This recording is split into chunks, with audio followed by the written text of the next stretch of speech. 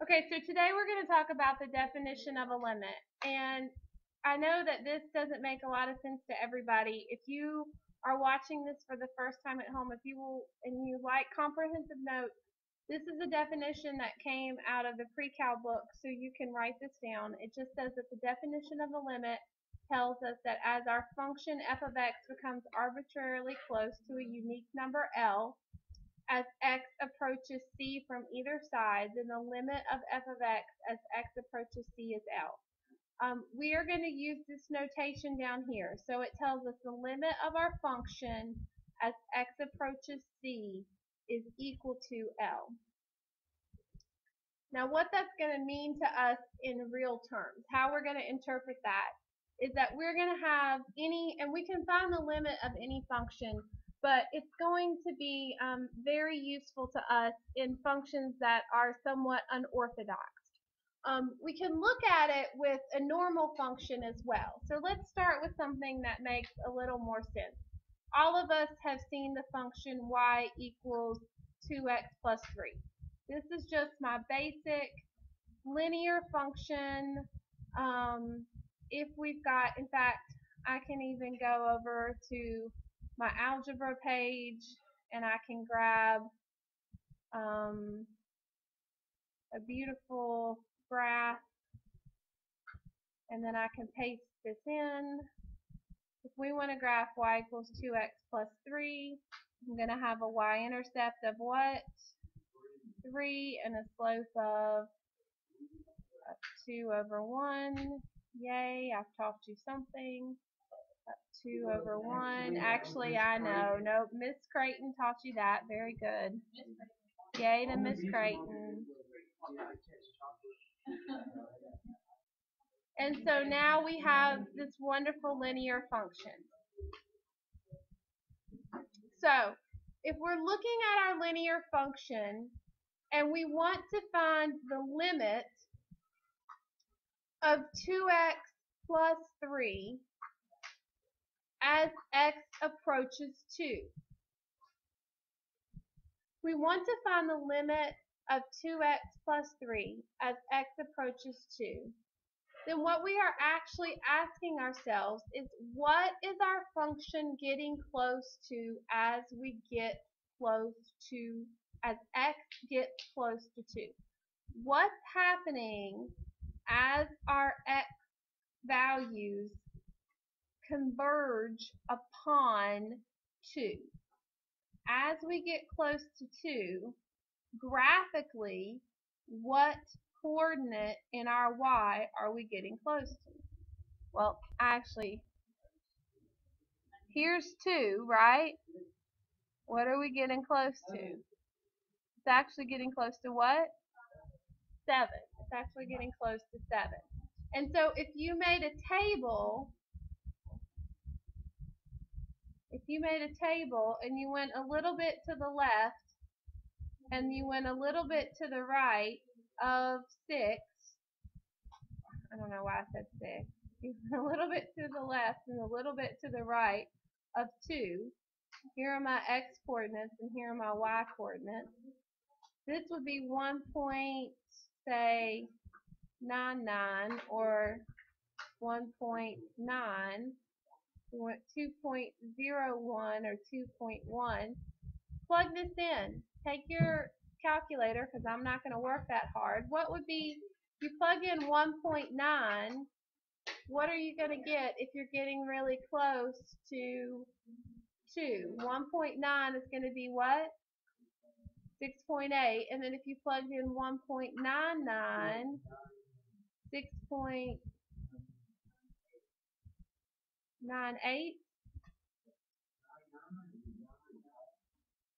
Did you actually plug it in?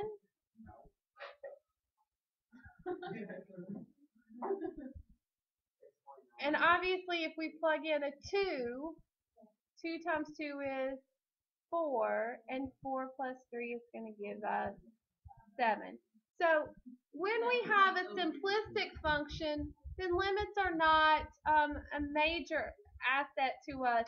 The reason we have limits are for functions that are much more, I used a word that I liked a few minutes ago. Now I can't remember what it was. Oh. If we plug in 2.01, we get what? And then if we plug in 2.1, it's going to be 7.2. So we're converging upon 7. Our limit shows us that we are getting close to 7. So the limit of 2x plus 3 as x approaches 2 is actually 7. Now if we have much more in-depth functions, I guess is a word that you could use, or functions that we could. But I'm just giving you the idea of what a limit is on a very simplistic basis. Limits are used much more, they're used for functions that are much more difficult than this. The reason we have limits are for functions that are much more involved. So we can describe a function that is much more difficult to describe. Right.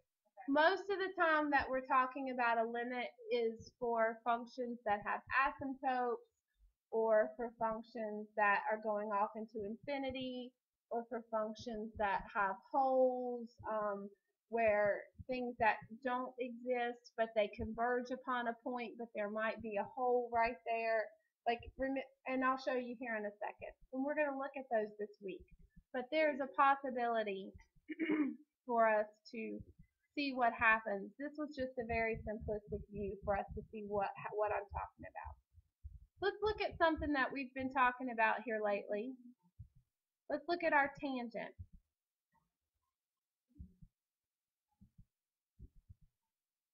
If we look at y equals the tangent of x,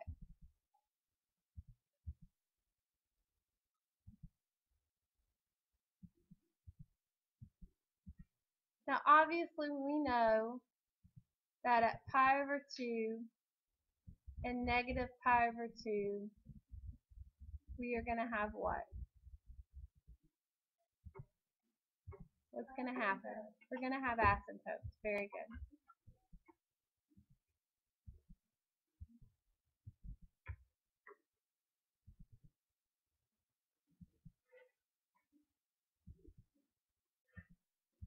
I'm going to start at 0, 0.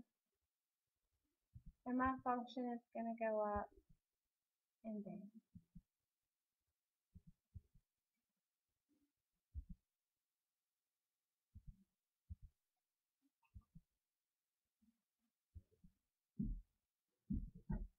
So, if I was to ask you what the limit of the tangent of x was as x approaches pi over 2, we're asking where the function converges upon at pi over 2. Does the function converge upon one specific point at pi over 2? If you're looking from the left, where is it going? To positive infinity, right? If you're looking from the right, it is converging upon negative infinity. So if I'm asking for what the limit is for the tangent at pi over 2, then it is going to be does not exist. They took that off Netflix. Limit does not exist. Yep. Why do you know that? You know Were you the best looking to watch? best show ever? What, Sean? Move out of space. Alright. There's gonna be a movie. Now, if I ask you, yes, the limit does not exist is on Mean Girls. If I ask you what the limit of the tangent of x is, and watch what happens now. If I ask for pi over 2, and look what happens now. If I put a plus after pi over 2, that means I'm asking about pi over 2 from the positive side. That means I'm only asking about pi over 2 from the right if I put a plus after pi over 2. The thing about the limit is we can ask for the limit, the entire limit. We can ask about the limit from the right hand side, or we can ask about the limit from the left hand side. So if we're asking about the limit from the right hand side, what is it going to be, Shayna? Negative infinity. Perfect. So my answer would be negative infinity. Very good. And then what's going to happen if I ask for the limit and I put a negative on there? If I said, what is the limit of the tangent of x as x approaches pi over 2 from the negative side? If we're coming from the negative side, my tangent is going to positive infinity. You want to say it one more time, Sean? Say it so everybody can hear. Real loud. Yes. Nate. Pardon? Yes. Well, what you're doing is you're describing the graph. It allows you to describe what's happening to the graph. Can I say something to the people watching this? I'm gonna say don't watch. Is it appropriate? Greek Calc is a lie. Never use it in real life. So, now another example of what can happen is if we have why don't you watch it tonight and then you can find out. Don on Drew's mind. We can have a function like 1 over x minus 4. What kind of function, what category do we put this function in? Rational. Thank you. This is a rational function. It's a fraction. And so if you wanted to find the limit, we can find the limit of 1 over x minus 4 as x approaches 4. Now, what's my issue here? Well, there's a lot of issues. Why can't I just plug in the 4 and find what my value is for the function? Thank you. So the reason that we have limits is because we do have many functions that have undefined areas. And so we have a limit so that we can describe what happens at particular places in those functions. And so I can't have a value at 4, but I can use a limit to describe what happens. Who remembers what a rational function looks like?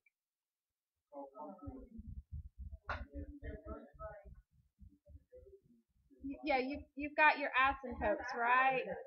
You've got a horizontal asymptote and it's like a curve. You've got your two curves. Get out your calculator and graph it. Get out your calculator and graph 1. But how do we have to put this in our calculator? Right, 1 divided by, and then you have to put in parentheses x minus 4. Looking at the graph, looking at our graph, Sean, are you looking at the graph? I'm shifted to the right. 1, 2, 3, 4. 5, 4, So what's my limit?